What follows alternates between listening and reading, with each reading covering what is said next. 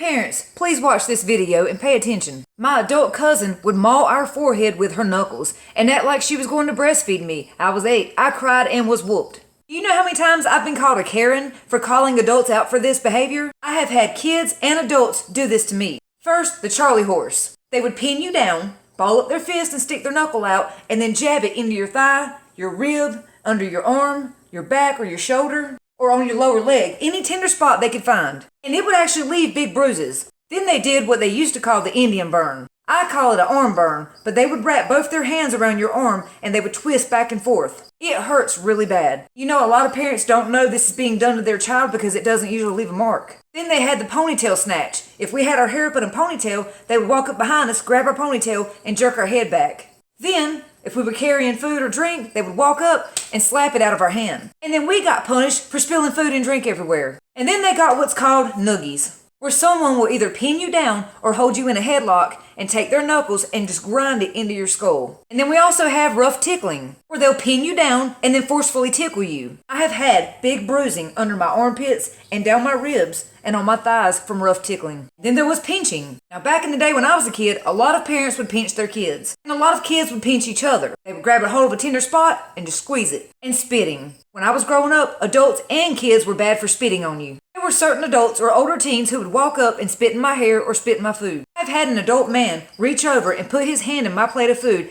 as a joke.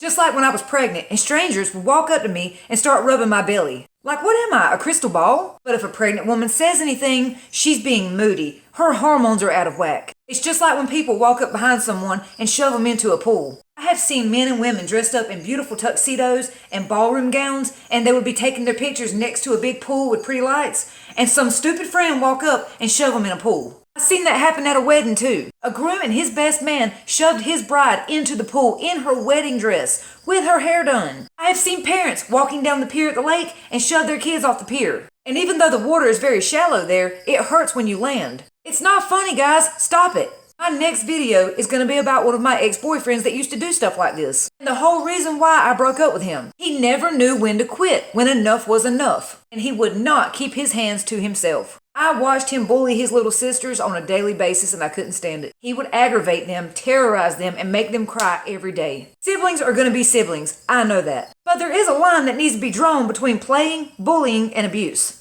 I know several siblings who do not speak to each other because the older one used to bully the younger one. I have cut family off because of what they did to me when I was a child. So if you're a parent, you need to teach your child boundaries and how to keep their hands to themselves. You need to draw a line between siblings just having fun, joking around, and then being a bully.